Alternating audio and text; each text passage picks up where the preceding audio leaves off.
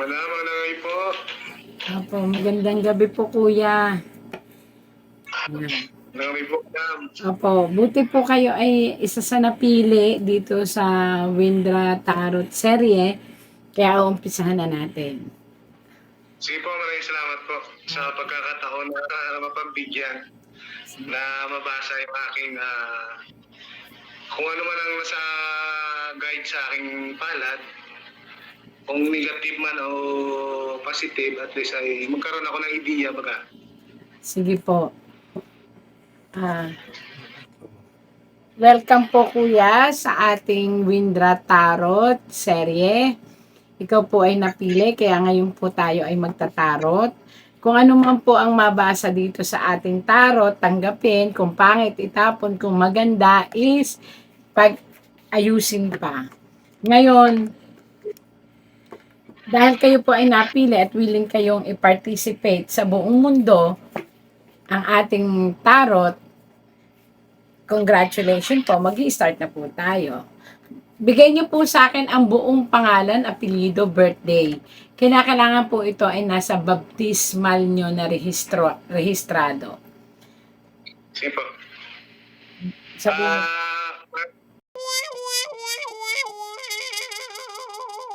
1986. Bigyan niyo po ako ng favorite number nyo, 1 to 10.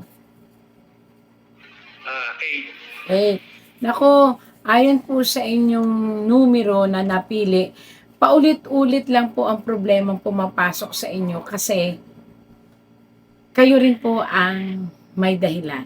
Bakit? Kapag nagawa na po kayo ng tao ng kasalanan, is okay lang magpatawad, pero ang nangyayari, paulit-ulit lang yung ibinabalik siya sa buhay nyo.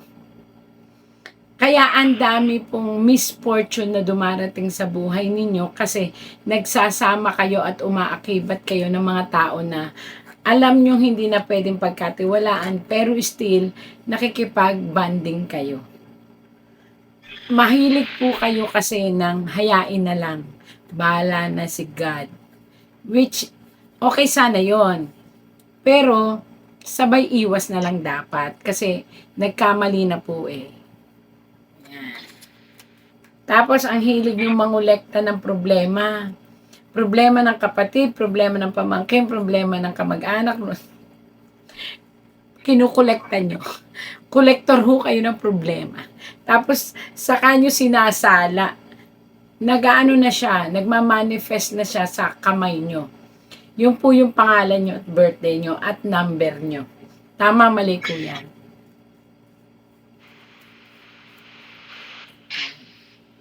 Ngayon, kuya, ang number 8 mo ay 1, 2, 3, 4, 5, 6, 7, 8. Nireshuffle ko to kuya para mas maano natin. Ayon dito kuya, may mga plano ka year 2023, 24, 25 hanggang ngayon pending at pinag-iisipan at nakataob na siya. Ibig sabihin na nakataob, ikaw mismo parang feeling mo losing hope. Kasi nga yung plano mong yon is hindi lang financially kailangan din ng focus. At the same time, nagdadalawang isip ka kung itutuloy or hindi. Ito ay about finances matter ang problema and career. Tama po ito? Tama. Oo, sagot po kayo para kung hindi nyo po siya maintindihan, ipapaliwanag ko. Tama po. Alam mo kuya, financially matter, kaya mo sana. Bakit may sana? Kasi ang dami mong nagastos sa mga negative na plano before. At hindi naman nag-success.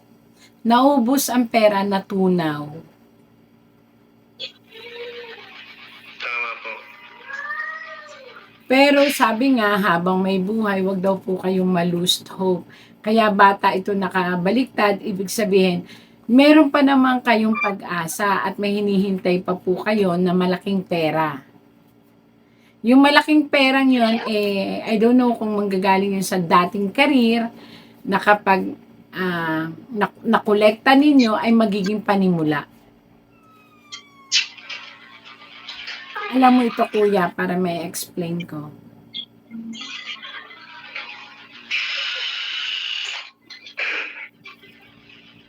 Sa ngayon, hindi ka makagalaw kasi kaya hindi ka makagalaw sa mga plano mo, natatakot ka na baka yung financial na capability mo is ma-short. Tama po. Kuya, sabi nga, don't lose hope. Kasi may isang, I don't know kung anong transaction ito or anong pera ito, pero ito ay i-manifest mo kasi ito ay parating para magawa ang plano mo na starting point mo ng negosyo. I don't know kung sinong dalawang tao ito na magbibigay sa iyo ng tiwala. Maaaring kapatid or kamag-anak. Nag-a-abroad po ito.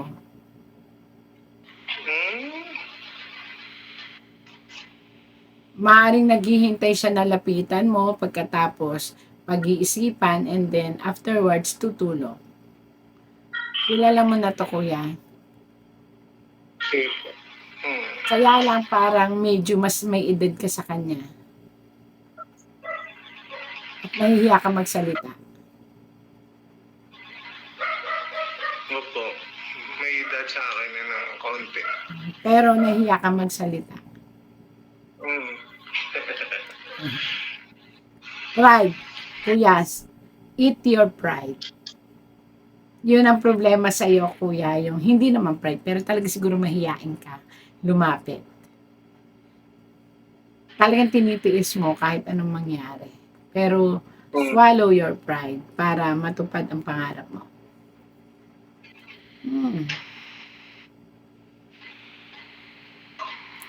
May perang nasa labas, kuya. Ba't hindi mo kolektahin? Alam mo to, kuya? May pera na nakaano? Nasa labas. Maring ito ay nasa isang tao or ipinahiram sa isang tao or pwede mong asikasuhin, isang transaction na pwede mong asikasuhin pagkatapos magmumultiply ito as money. Alam mo to eh. Kaya lang humihina loob mo. Kasi may mga taong kakausapin. Tsaka dati po ito. Kailangan mo lumakas ang loob, kuya, kung gusto mo ulit ma-survive. Kasi ngayon, panahon na ito ang hinahanap mo, how to manage na bumalik ulit sa dating sigla ang buhay mo. Tama? Tama po. Kasi may mga nakaraan taon, may mga pira na dumaan sa akin. Parang nawawala lang sa mga negative na ano baga. Yun nga, sinabi nga dito eh, sayang. So ito, i-workout mo, kuya. Kaya lang, kuya, ingatan ang iyong likuran. May mararamdaman ka dyan na parang pangangawit ng mga likod hanggang sa ulo, parang migraine. Or parang sinasabing biglang kirot. Sobrang isip ito. Minsan yung likod ko. Yes. Yung likod ko minsan, kamalay. Kuya, delikado ito ha. Kailangan mong magpatingin sa internal. Kasi I don't know kung ano tong nakikita ko, kung super acid ba to. Ang taas. Pero apektado ang liver. Pa-check lang. Wala pa namang nakikita pero much better to check. At saka yung yung gilid nangangapal. Parang kumakapal siya ng ngawit. So, diretsuhan po ito. Parang gallstone to or gallbladder. Kaya Tama po yan. Kasi dito na ako dito ko. Pa-check Pag ano po ako, kayo.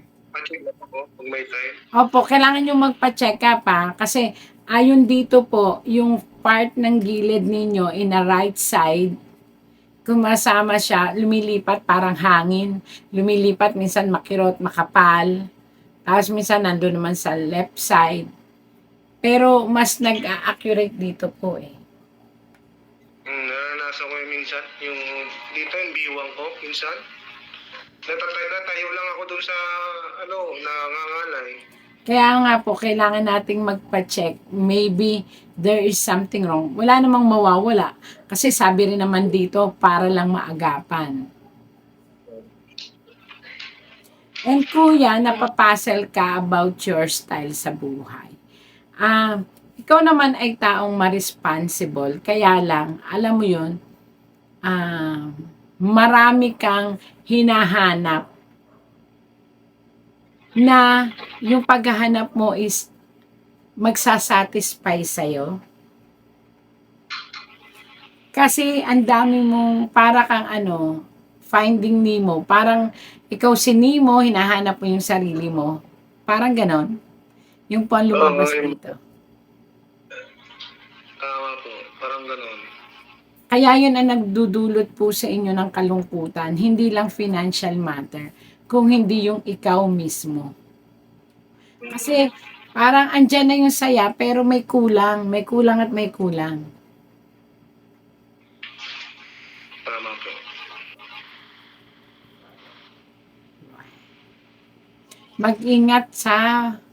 Mag-ingat sa pagbabiyahe, lalo na kung ikaw ay nagmumotor.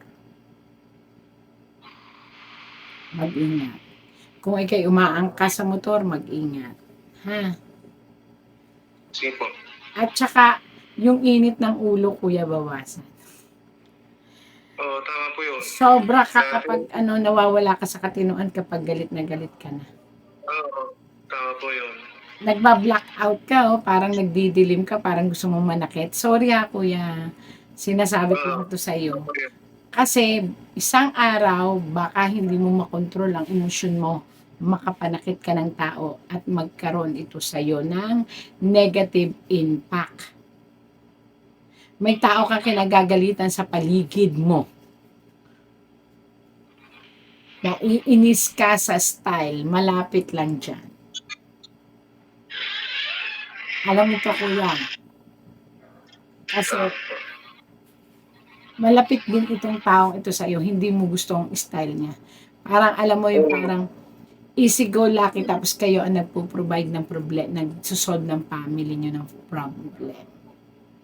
Tama po yun, tama. So, pinaiiwas kita kasi ano ba sasabihin? Kadugo mo to.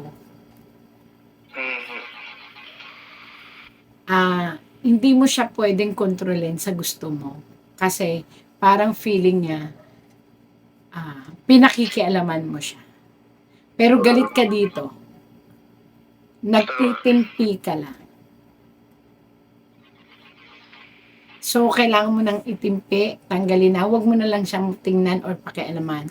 Kasi, baka maging problema ito ng pamilya. Magkaaway-away kayong magkakadugo. Dahil pag nasaktan mo to, napakialaman mo to, syempre, magpa-fight back siya sa'yo. Hindi mo magustuhan, baka masaktan mo.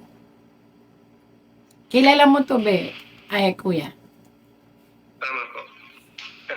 Hindi healthy yon. Ikaw sa huli ang magiging problemado. Ha? Mawawalan ka na ng kapatid, mawawalan ka pa ng respeto sa iyo yung mga tao, kasi kahit ano mo mali ang ginagawa niya at ang mga tao naman doon sa inyo alam na mali ang ginagawa, pero alam mo yun, kapag andyan na sa kagipitan, magiging mag-isa ka kapag sa kasuhan na. So, tandaan mo yan. Nakita ng tarot, magtataka ka, bakit nakita ng tarot, di naman kita kilala. So, binabalaan ka ng tarot. Stop your anger. Control your fear. Bakit may fear? Ano yung kinakatakot mo? Ang masaktan mo siya. Kasi namumuro na siya sa'yo Tama. Kailangan mo itong gawin. Ito ay pag-aasikaso ng mga papeles. Hindi pa too late. Kaya lang dapat mong asikasuhin yung mga dapat na papeles upang muling mabuhay ang iyong enerhiya. Alam mo yung mga papeles na yan, di ba? Tungkol sa paglipat.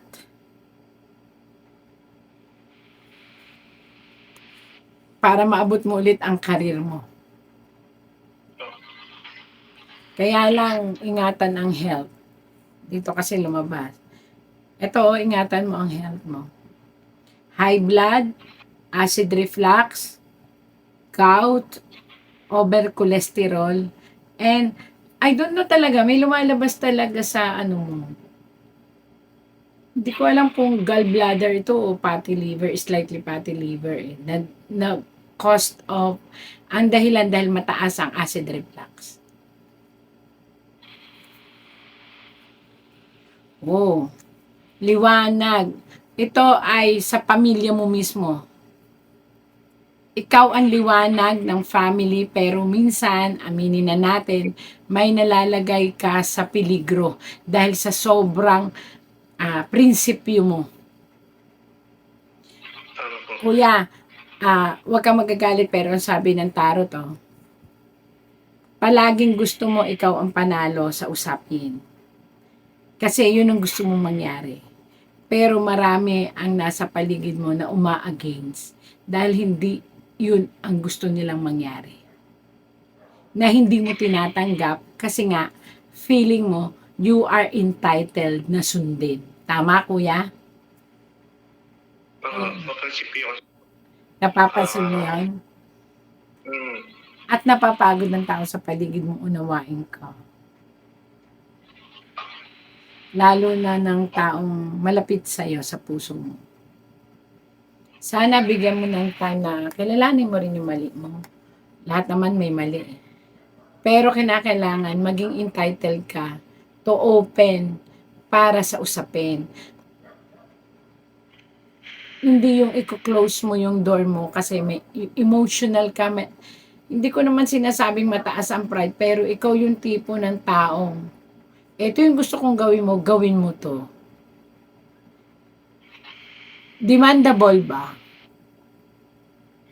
Hindi mo na gustong kunin ang konsepto ng ibang tao sa paligid mo.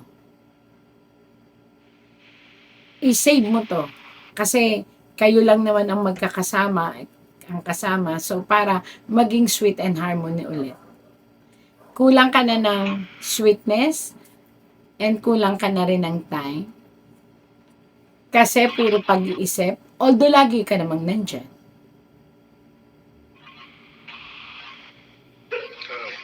And trust issue, kuya. May lumalabas na trust issue.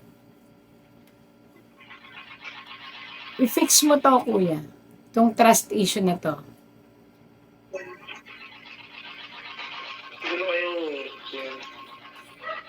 I-fix mo tong trust issue na to, kuya.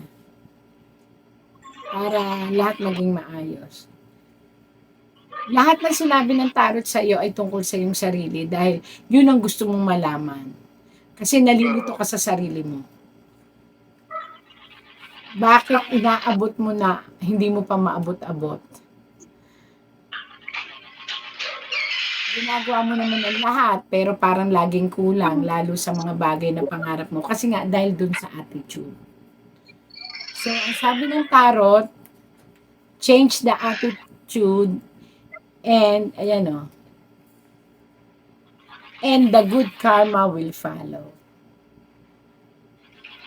May manang sumpa ka, kuya, mula pa sa kabataan mo? Sa magulang, manang sumpa yan.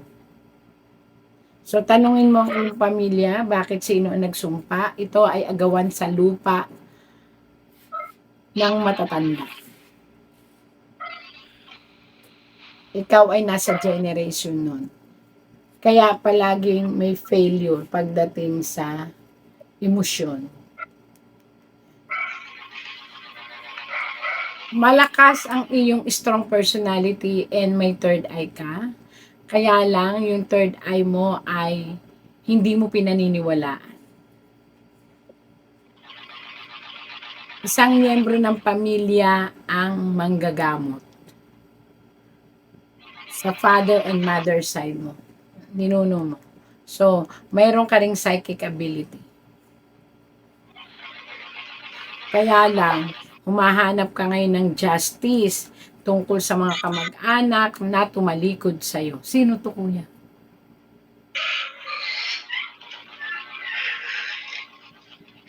Hindi ko lang pero parang meron. Oo eh. Hinahanapan mo ng hustisya ang pamilya na tumalikod. Maaaring ito'y kamag-anak mo kadugo eh. Isang kamag-anak na matanda na parang dapat magbigay tulong noon pa. May manang lupa ito, kuya. Baka sa side. Oo. Pero kinamkam na nila, hindi na nila ipinamigay. So yan, justice. Kung papaikutin mo at aalamin, makukuha nyo yan. Probinsya yan, lupain. Ay, alam na. Sa side ng Pero sa dapat kabilang yung asikasuhin po kasi justice. Ibig sabihin, kung magkakaisa, makukuha, mababawi. Ganun. Tama. Matalino ka, kuya. Ang problema, mainipin. Nainip ka sa mga bagay-bagay. Pag hindi na... So, para sa akin, lampasan mo tong karmatic mong to. Ngayong mga panahon na to. 2 years na parang feeling mo, nagmamadali ka. Pag-usapan ng magkakapatid ang isang usapin tungkol sa isang taong namatay na humihingi ng rescue. Kaluluwa ito, kuya. Pag-usapan niyo yan. Parang napapabayaan nyo. At pagkakasundo ng isang pamilya. Kuya, Baka yung tatay namin. humihingi siya ng rescue dahil sa pagkakagulo ng at tampo ng anak dapat tanggalin. So, humingi siya ng kapatawaran. Ano yun, kuya? Chismosa. Chismosa ako. Nabigla ako kasi humihingi ng rescue, kapatawaran o pansin ng isang kaluluwa. Kuya, gaganda naman ang buhay mo eh. Kahit may partner o wala, gaganda ang buhay. Kaya lang, kailangang i-work out ang emosyon. Yung luha, yung emosyon. Maging open sa lahat ng sasabihin ng iba. May isang babaeng lumuha sa'yo, kuya. Kilala mo to? Sinumpa ka niya. Inayon. At ngayon, kaya nangyayari yan. Yan yung sinasabing karmatic way. So, kapag gusto mong mawala ito, pwede naman tayong mag-usap. Hindi na dito sa vlog. Kasi dumating ang sumpa sa'yo. Buhay pa siya, kuya. Kaya lang, Sinabi niya sa akin dati. ha? Sinabi niya sa akin dati. Sinumpa ka niya sobra. Sobrang galit niya sa'yo. Pero meron naman siya eh. I don't know, baka pwede mo pa siyang kausapin para mabawi niya ang sumpa niya. Pero kailangan mo ibaba ang iyong pride kasi dito labanan na ito ng kung sino nagkamali. Pero hindi ko na alam kung nasaan siya ngayon. Hindi mo na alam siya.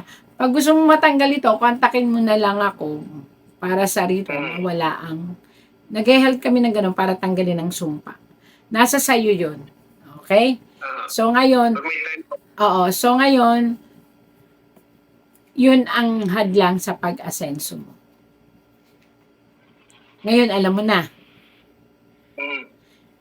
Ang lahat ng magandang future mo ay nababarahan ng sumpa. At dahil di mo na alam yung babae kung nasaan, siguro it's better mag-pray ka rin, humingi ng awa. At please, kuya, tigilan mo na ang biglang pag-init ng ulo. Magpa-check up ka, baka ma-stroke ka. I don't know, basta. Laging kalmante, laging kalmante. Tandaan mo, health is wealth. Hindi matutupad ang mga pangarap mo kung ikaw ay may mangyayari sa'yo. At pilitin mong magkaroon ng disiplina sa mga kinakain, sa mga ginagawa mo, sa everyday mong ginagawa. Ha? Mm. So ngayon kuya, tinatapos ko na kasi may nakita nga ako na karmatic way, may evil eye sa paligid mo, yun ang sinasabi ko sa iyo. Ngayon kuya, ano ngayon ang masasabi mo dito sa ating pagtatarot? Ito ba'y tugma, tama at accurate? Or dito hindi kita kilala, baka akala ng mga tao ay magkakilala tayo, ikaw magsabi, hindi kita kilala. Yun po yan, marami pong yung nasabi ay tukoy sa akin. Kuya, Halos lahat ano ng probinsya mo? sila, Bacolod po, Negros. Kaya pala ang lalim, tukoy, sige. Kumbaga yung mga binasa ng tarot ay tugma dun sa, lalo na sa isang babae na lumuha. Kasi nagkaroon ako dati ng isang babae na kumbaga Mahal na mahal ka doon. At bago yun na sinabi niya talaga sa akin, sabi niya, isusumpa kita na maghihirap pa sa buhay. Yun po ang Tanggalin natin yan kuya, dyan tayo expert. Pero mahal na mahal ka nung babaeng yun, kaya niya nagawa yun. Oo. Nakakatouch. Pero kasi may madam, yung mayroon kasi akong online na parang ganun din, tarot, pero online siya. Tapos lumabas doon sa, parang manabas na siya sa yung pangalan ko, birthday. Ganun din, isang babae nga yung nagsumpa sa akin. Tapos kaya kahit anong opportunity yung pumapasok, pera, madaling mawala. Kasi mayroon nga siya, may sumpa nga na humaharang sa isang, pero mayroon pa rin daw isang ilaw na umiiglap na magkakaroon talaga ng pagkakataon na Ritual ang tawag po doon. Yung ilaw na yun, yun ang ritual para tanggalin yung sumpa. Pero humingi ako ng pero humingi man ako ng tawad sa babae na yun, pero pinatawad niya naman ako, pero hindi pala yun ganun sa yung patawad yun pala. Hindi na po yun kasi nasumpa na kayo. Doon, sa lahat ng mga nakikinig at mga nanonood, tandaan nyo po, once na kayo isinumpa na, binitawan na ang salita, kahit bawiin pa po yan ng mismong nagsumpa, kinakailangan nyo ang guidance ng mga spiritual na nagtatanggal ng sumpa. Kasi po ay hindi basta-basta natatanggal ang sumpa. Kahit patawarin pa kayo ng mismong taong nagsumpa sa inyo. Pero ibig sabihin pala yung buhay pa siya, pero hindi ko lang alam kung saan. Buhay, nasa may dagat parang may dagat yung way ng lugar nila. Pero may asawa na siya ngayon, Meron na. Pero mahal na mahal kayo nung.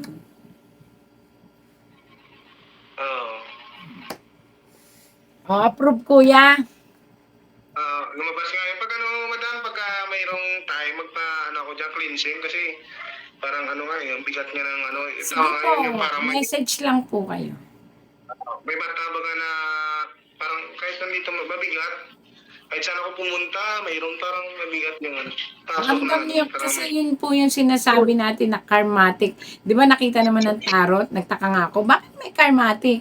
Yung pala dahil lumabas nga yung babae. Actually, ang babaeng lumabas, na talaga nagsumpa, isa. Pero may isa pa na lumuha siya, pero napatawad ka niya. Mas bata.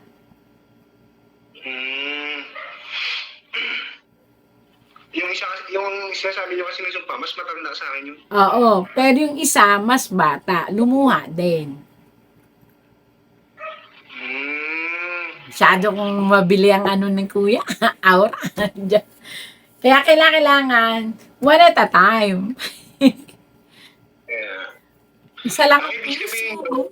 Yung isang babae na matanda at isang babae na may mas bata sa akin, yun ang naging parte ng buhay ko. Tama. Approve? Tama. Sige. Sa ngayon, kuya, ang mapapayo ko lang sa'yo, una, kumapit sa Panginoon. Pangalawa, hanap tayo ng paraan para mawala talaga yan. And, lagi lang nating tatandaan, sa bawat ginagawa natin, may nakatingin. And God always sent miracle. Malay mo, kaya tayo nagtagpo. Naniniwala ako dun eh. Pag pinagtagpo tayo, ako ang paraan para mawala ang sumpang yan. Oo, kasi ako naman, madam, is, kung yung pananalig ko lang, simula pa ng talaga ang pananalig ko sa Panginoon, mas matindi talaga. Doon na talaga ako kumakain. Kaya po siguro tayo pinagtagpo. Nakaka-survive pa rin ako. Sa Kaya, daming pinagdaan. kaya nyo yan. Malakas kayo, may guide kayo. Bye-bye, kuya. Ako, gano'n na lang po. Magkano na lang ako kay Sir Aaron para sa inyong lokasyon. Hindi po, Salamat. madam. Salamat po. Maraming salamat po. God bless po. God bless.